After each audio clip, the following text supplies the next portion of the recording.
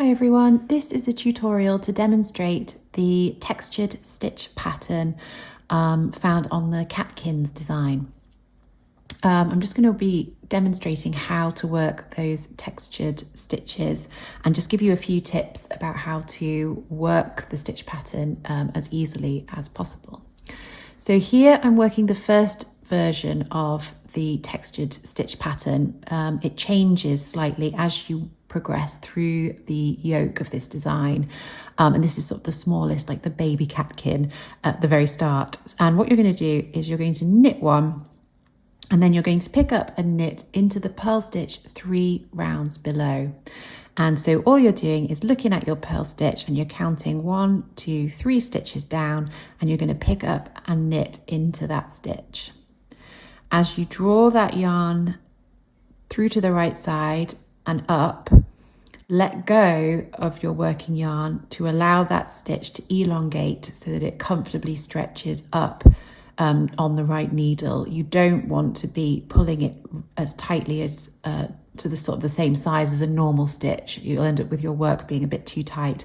So let it elongate to roughly this, probably twice the length of a normal stitch, but you don't need to be too particular about that. You're then going to purl one, and then you're going to pick up and knit again into the same stitch as you did before. Now, the second time it's kind of easier to spot it because you can see that elongated stitch already emerging from that stitch.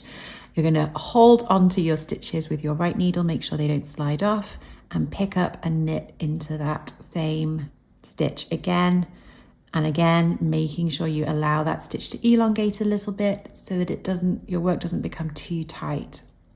You're then going to knit one, and then you're purling 2 stitches to then complete that repeat of the pattern. So I'll show you one more time. You're going to knit one, you're going to pick up and knit into the purl stitch 3 rounds below.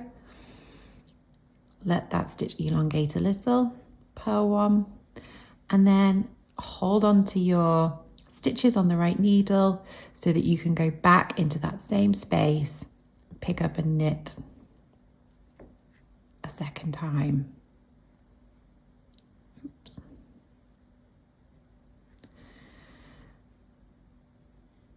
Okay, knit one and then purl 2 to complete that pattern repeat, and you're going to keep repeating that to the end of the round.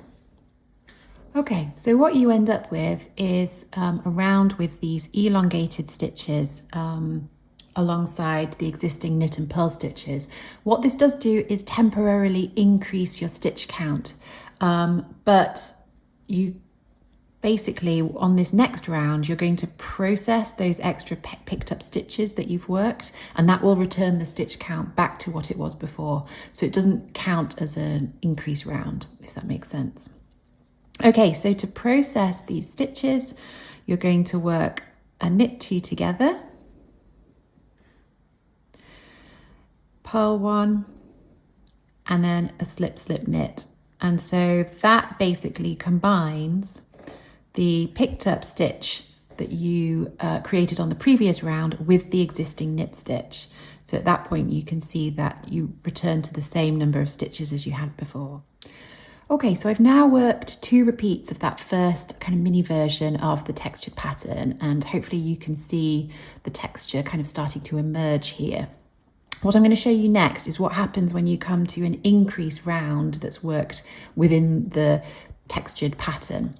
So you start in the same way as you did previously. You start with a knit 1, and then you're looking to pick up into the purl stitch 3 rounds below.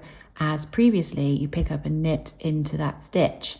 Now, to increase, you now work a yarn over, and then you pick up and knit into that same space again. So instead of just creating 1 extra stitch, in effect, you've created 3 extra stitches. You purl 1, and then you kind of do a mirror image on this side of the purl stitch. So hold on to your stitches on your right needle, pick up a knit, work a yarn over, hold on to your stitches again because you're going to pick up a knit into that same space one more time, and then you knit one. Okay, so I'm now going to show you how the subsequent rounds work in terms of processing these extra stitches that you've picked up. So you work a knit 2 together, slip 2 with the yarn at the back of your work, purl 1, slip the next 2 stitches with the yarn at the back of your work, and then work a slip, slip, knit.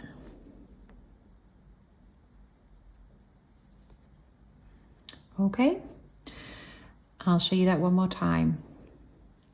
So knit 2 together, and then when you slip the next 2 stitches, I find it really helpful here to angle my right needle to the front of the left one.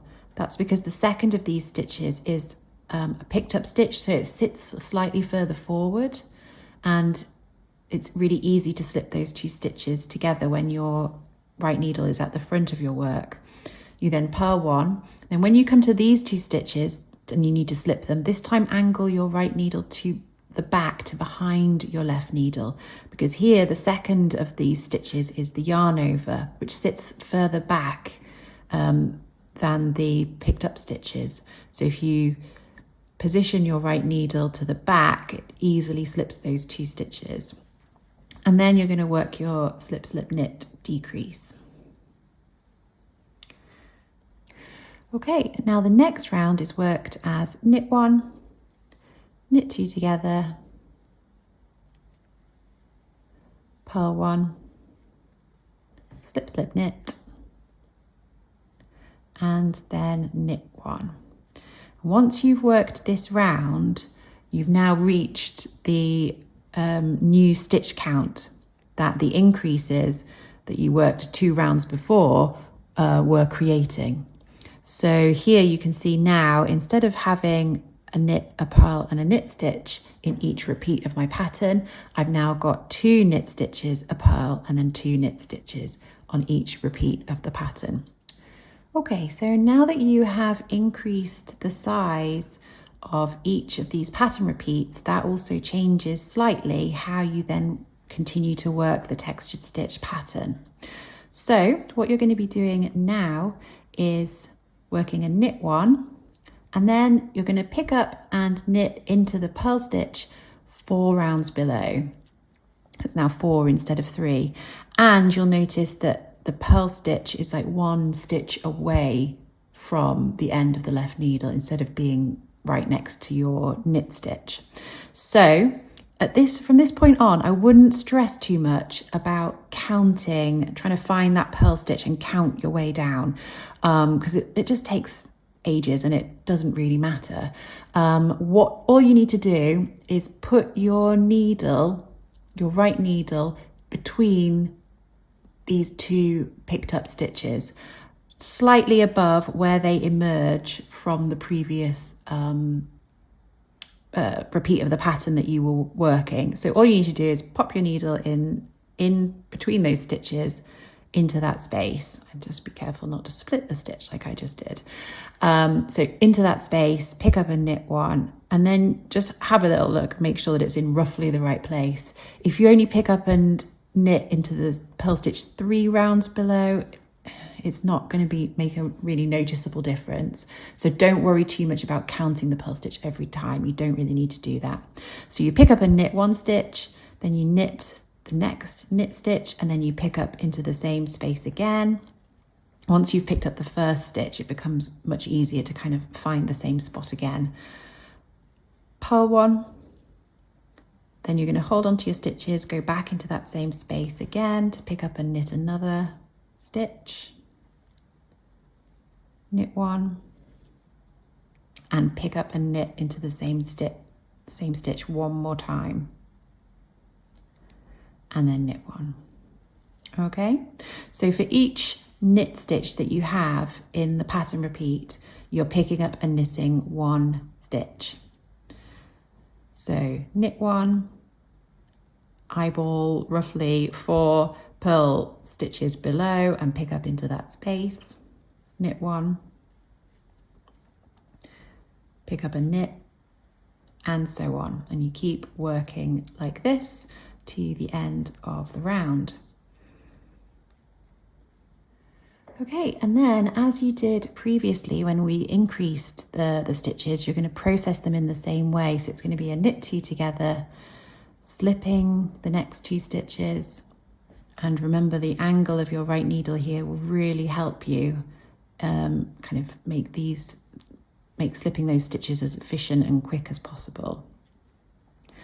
So you're decreasing the 2 outer stitches in each stitch pattern and slipping the sort of inner ones. Okay, so hopefully now you can start to get a sense of this textured stitch pattern. I'm going to show you what happens for the final increase round. This is the last time that you'll make this stitch pattern larger, and it's a similar process to what you did for the previous increase. So you'll knit 1, you'll find approximately that purl stitch 4 rounds below, pick up a knit into it, knit 1 again, pick up a knit into that same space, and as previously, to increase, you'll work a yarn over and then 1 more pick up and knit. You'll work the purl 1 and then you'll kind of create the mirror image on the other side of this purl as you did previously. So hold on to your stitches, pick up and knit 1 into that same space again, work a yarn over, pick up a knit,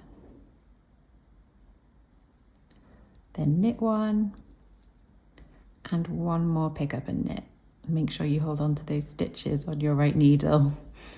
Okay, so that is again another increase round. And on the following 3 rounds, you then process these stitches in a very similar way to what you've done previously. I'll show you that in a moment. Okay, so to process all of these stitches, you're going to work a knit 2 together, and then you're going to be slipping 4 stitches to your right needle. Now you can slip them individually, but I would really recommend again making use of the angle of your right needle to really kind of make this part as efficient as possible.